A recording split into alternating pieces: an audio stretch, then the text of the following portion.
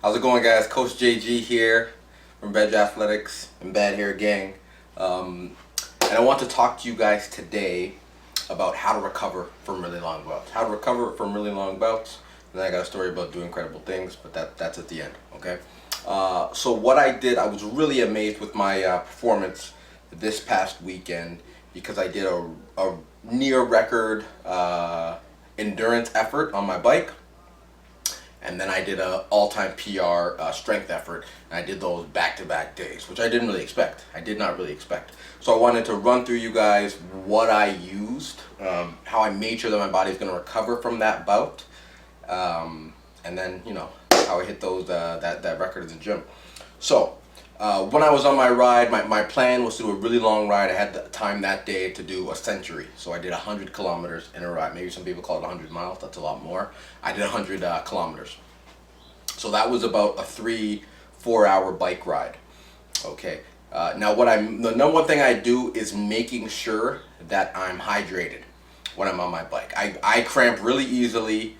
I dry out really easily. I don't know what it is. I don't drink enough water. I don't drink a ton of water through the day. I really only drink a lot of water when I'm training. So I do have to make sure if I'm training and I'm going to get sweaty and it's summer and I'm getting hot, that I am staying hydrated. So before my ride, I took my magnesium tablets. Took 2 magnesium tablets, making sure that I'm having salt, the proper amount of salt in my body, making sure that my muscles are able to move freely, contract, relax. I do find at the end of long rides, when I would do 40 kilometer, 50 kilometer, 60 kilometer rides, at the end of the ride, my legs would be seizing up. So that's one change I made, make sure that I'm taking magnesium tablets. If you are someone who sweats a lot, I sweat a lot. I'll go out and I'll be training with either with clients or training partners, and I'll be breaking down in sweat, and the other person will be chilling. So I do know that I sweat a lot, so I gotta make sure that I rehydrate a lot. So magnesium tablets, and then I went half, and I took my water bottle on my bike, and I mixed half of that with coconut water. Just regular dollar store coconut water. I prefer coconut water to Gatorade, to Powerade, to what's the one I got now, Body Armor. Get coconut water in your body. You have sugar in there, and you have salts. You have the potassium, you have the magnesium. And those are what your muscles are using to contract and relax. So as you sweat and you lose that, it becomes really tough. And in a long effort, coconut water makes a big difference. So I'm coming back. I filled my bottle with coconut water, or half water, half coconut water. It's about a 1 liter water bottle. And then when I got back, I did the same thing. So I'm refilling on water when I'm on the road on my bike. But when I get home, I'm downing another glass of coconut water. And then lastly, I am making sure, for my strength efforts, that I'm taking my creatine. So I've told you guys this before, I take 10 grams of creatine. The recommended is 5 grams, but I learned from Ben Pollock. He's had success doubling up, a really great athlete, and a really, really smart guy.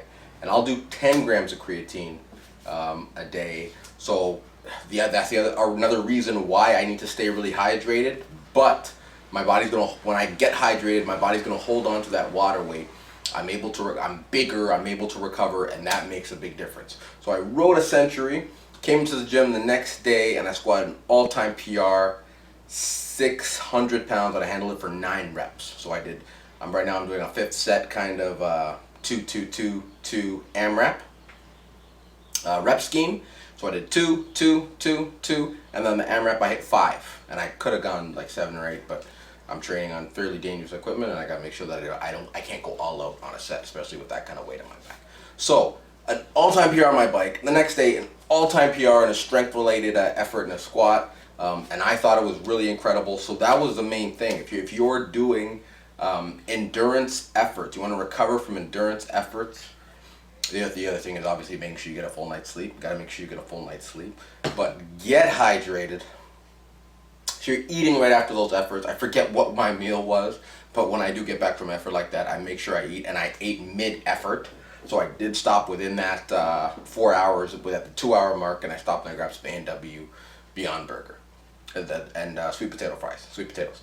But I had nutrition within that effort. I had hydration within that effort, and I was able to come back and do something great the next day, which I was super excited about.